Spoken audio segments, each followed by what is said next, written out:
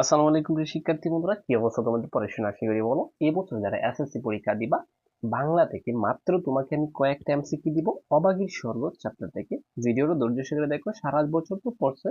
আজকে হচ্ছে super take, যদি তুমি পরীক্ষার আগের জন্য এই ভিডিওটা দেখে যাও তাহলে তোমার লাভ হবে, কারণ এখান থেকে হুবহু প্রমাণ করতে পারি। আমি এমন কিছু এমসিকিউ রাখছি যে সাজেশনে, যেখান থেকে প্রতি বছরই অসংখ্য স্টুডেন্টদের, মানে হাজার হাজার স্টুডেন্টের কমন পড়ে যে কোনো বোর্ডে। ঠিক আছে, সো আমরা কথা না বাড়িয়ে দেখেই, ঠিক আছে, তো ধৈর্য সহকারে ভিডিওটা দেখো। সো প্রথমে তোমাদেরকে লেখক অংশ থেকে কিছু এমসিকিউ দিচ্ছি, যেখান থেকে যেটা পড়বা। যেমন শরৎচন্দ্র চট্টোপাধ্যায় অবাগী সাগর কিন্তু লিখছে, তো তিনি জন্মগ্রহণ করছে কোথায়? হুগলিতে। ঠিক আছে, তার জন্ম সালটা মনে রাখবা, এটা হচ্ছে 1876 খ্রিস্টাব্দে তিনি জন্মগ্রহণ করছে। ঠিক আছে, এখান থেকে এই দুইটা পাবা। আমি বেছে বেছে কয়েকটা এমসিকিউ দেবো যেখানে 100% কমন পাবা। তো এখান থেকে আমরা দেখি আগে। এই যে দেখো, তারপর শরৎচন্দ্র চট্টোপাধ্যায় ভাগ্যের সন্ধানে বার্মা গমন, গমন মানে যাওয়া। ঠিক আছে, গমন করছে কত সালে? এটা হচ্ছে 1903 সালে।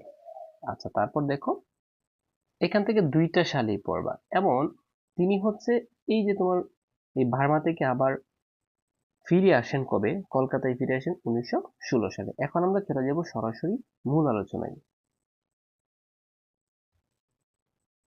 আর যারা এই লেকচার শিট নিতে চাও সকল অধ্যায়ের, মানে সকল সাবজেক্টের, তারা স্ক্রিনে দেওয়া নাম্বারে এখন যোগাযোগ করতে পারো। তারপর দেখো, অবাগীর বাবার পেশা কি ছিল? এটা অনেক অনেক ইম্পর্টেন্ট। নদীতে মাছ ধরা। তারপর অবাগীর স্বামীর নাম কি ছিল? এটা হচ্ছে রসিক বাঘ। অবাগীর স্বামীর নাম কি ছিল? রসিক বাঘ। যেগুলো আমি পড়াচ্ছি জাস্ট এখান থেকে কয়েকটা এমসিকিউ পড়াবো, এগুলো একটু ভালো করে পড়বা। তারপর দেখো, কাঙালির সবেমাত্র কিসের কাজ শিখতে আরম্ভ করছে বা শুরু করছে? এটার উত্তর হচ্ছে কি? বেতের কাজ। বেতের কাজ তো সবাই বুঝো, যে বাঁশ দিয়ে বেত তৈরি করে ওইটা। হ্যাঁ, আরেকটা আছে সরাসরি বেত থেকে অনেক কিছু তৈরি করে। আচ্ছা, তারপর দেখো, এই অবাগীর স্বর্গর বয়স সম্পর্কে আসতে পারে। অবাগীর স্বর্গ, এখান থেকে দেখো, এই যে 25 নংটা দেখো, অবাগীর স্বর্গের গল্পের কাঙালির বয়স কত? এটি 14 থেকে 15। এটা খুব ইম্পর্টেন্ট, অনেকবার আসছে এটা। আচ্ছা, তারপর এটা দেখবা তোমরা, 35 নং। কাঙালির কাঙালি যে শিশুকাল থেকে কাকে বিশ্বাস করতে শিখছে? অবাগীকে। অবাগীকে শিশুকাল থেকে সে বিশ্বাস করতে শিখছে। আচ্ছা, তারপর দেখো, অবাগী মৃত্যুর পর, এই যে এটা দেখো সবাই, 38 নং এমসিকিউটা সবাই দেখো। এই অবাগী মৃত্যুর পর কার হাতের আগুনের প্রত্যাশী? ঠিক আছে, এটার উত্তর হচ্ছে কাঙালি। তারপর তোমরা 40 নংটা দেখবা। এই যে দেখো, কাঙালি ঘটি বাঁধা দিয়ে কি করলো এটা? এই যে দেখো, মৃতদেহকে সংস্কারের কাটিল। হিন্দুদের কাজে এরকম আর কি। হ্যাঁ, আচ্ছা, তারপর আমরা দেখো, এখান থেকে আর কিছুই পড়ার দরকার নেই। এখান থেকে জাস্ট পড়বা হচ্ছে এটা, 30 নং। অবাগীর বাবা মেয়ের নাম অবাগী কেন রেখেছিল? এই প্রশ্নটা খুবই ইম্পর্টেন্ট। ঠিক আছে, দেখো, এটার কারণ হচ্ছে জন্মের সময় মা মারা যাওয়ায়। জন্মের সময় কি মাতা মারা গিয়েছিল, এই জন্যই তার নাম কিন্তু অবাগী রাখছি।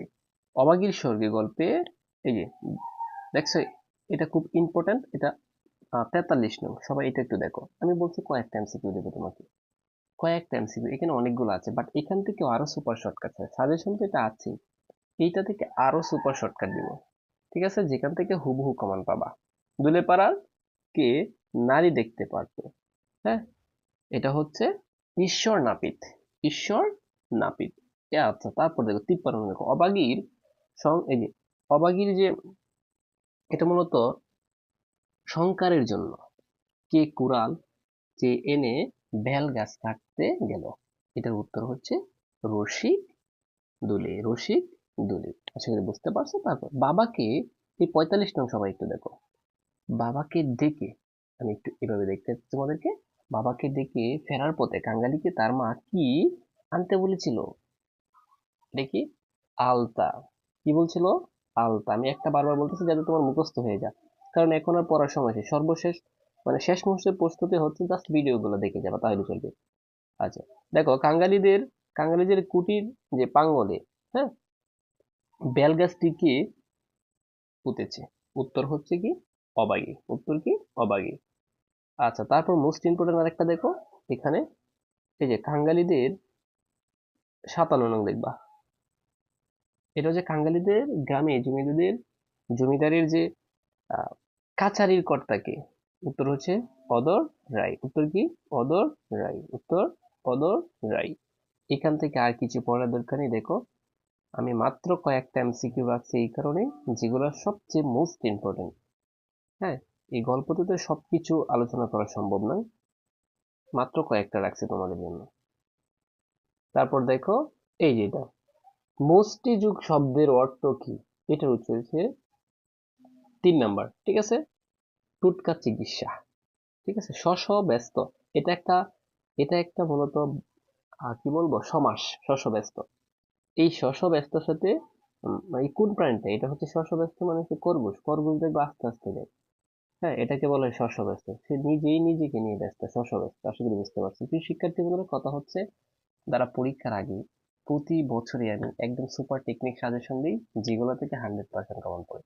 যারা প্রত্যেকটা সাবজেক্টের সায়েন্স, আর্টস, কমার্সের এরকম সাজেশন নিতে চাও, মাত্র কয়েকটা এমসিকিউ দিব প্রতিটা অধ্যায় থেকে। প্রতিটা চ্যাপ্টার থেকে মানে সবকিছু সাজেশন পাবা। অল বিষয়ের সাজেশন যারা নিতে চাও, অথবা যারা বাংলা ইংরেজি আলাদাভাবে নিতে চাও, গণিত এবং ম্যাথ ইংলিশ স্পেশাল ভাবে যারা পাশ করতে চাও, মাত্র অল্প টাকার সুপার শর্টকাট দিব। মানে তুমি পরীক্ষার আগের দিন দেখে গেলেও 100% কমন পেতে পারো। জ্যামিতি কিভাবে বানিয়ে বানিয়ে লিখলে ম্যাথে পাস করতে পারবো, ম্যাথ এমসিকিউ সুপার টেকনিক দেবো। যারা নিতে চাও আমাদের স্ক্রিনে দেওয়া নাম্বারে এখন যোগাযোগ করতে পারো 019 96 49 50 87 ওই নাম্বারে। ঠিক আছে, এই নাম্বারে হোয়াটসঅ্যাপ করে যে স্যার আমি এই বছর এসএসসি পরীক্ষার্থী, আমি আপনার সাজেশন প্লাস কোর্সটা নিতে চাই। অথবা যারা সাজেশন নিতে চায় তারাও নিতে পারবে, কোনো সমস্যা নেই। প্রত্যেক বিষয়ে সায়েন্স, আর্টস, কমার্সের অল সাবজেক্ট সাজেশন দেবো।